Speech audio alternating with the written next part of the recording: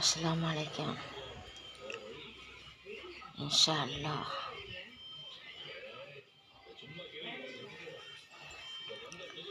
சிரிப்பு சந்தோஷங்கிறது என்னன்னே தெரியல. இது வரைக்கும் எனக்கு தெரிய மாட்டேங்குது. அன்னாடு துக்கமும் வேதனையும் பசங்கனால பிள்ளையினால் அன்னாடு கண்ணீரும் கையுமா இருக்குதுங்க. 7 வயசில் ஆரம்பித்ததுங்க. 7 வயசுலேருந்தே எனக்கு இன்னும் கஷ்டம் தெரியலங்க.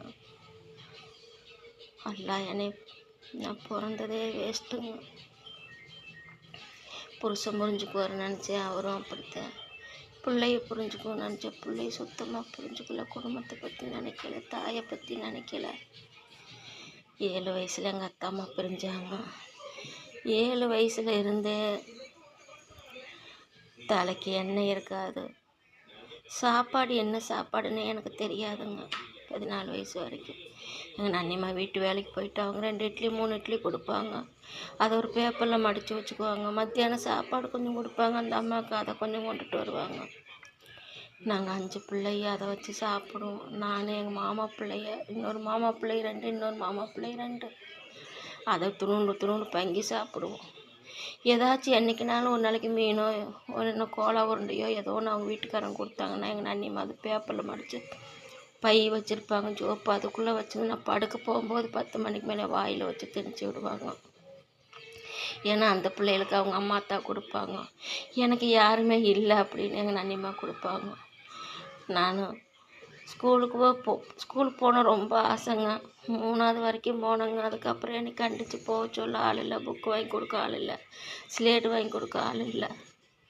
அதுக்கப்புறம் நான் அந்த ஆற்றுக்குள்ளே எட்டி குதிப்பேன்.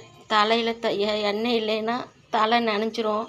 அந்த சின்ன சோப்பு மாதிரி சீப்பு காய் செடியில் நிற்குமுங்க ஸ்கூலுக்கிட்ட. அதை பிடிங்கி இப்படி கீறிட்டு எங்கள் ஊரில் பக்கத்து வீட்டுக்காரவங்க கிழங்குமோ கரும்பு துண்டு விற்பாங்க, அவங்க கூட போவேன். அந்த கமருக்கா கூட போய் விற்று கொடுத்தேன்னா 2 துண்டு கரும்பு ஒரு துண்டு கிழங்கு கொடுப்பாங்க. இப்படியே கொஞ்ச நாள் என் வாழ்க்கை ஓடிடுச்சுங்க. ஒரு நாள் எங்கள் மாமா பையன், எங்கள் மம்மானி குழந்த பையன் 3 வயசு பையன், அவனுக்கு பால் டீ வாங்கிட்டு வந்து பன்னு நினச்சி கொடுத்தாங்க. எனக்காக வாசப்படியில் நின்று அல்லாஹ்க்கு பொதுவாக சொல்கிறேனுங்க, பொய் சொல்ல என் புருஷன் மேலே ஆணையே சொல்கிறேன். அந்த பன்னில் பால் டீயில் பன்னு முக்கி திங்கணும்னு ஆசைங்க எனக்கு. இப்படியே நின்று பார்த்துக்கிட்டே இருந்துட்டு எங்கள் ஊரில் சாங்ஸா பள்ளிவாசல் ஒன்று இருக்குது, அதில் போய்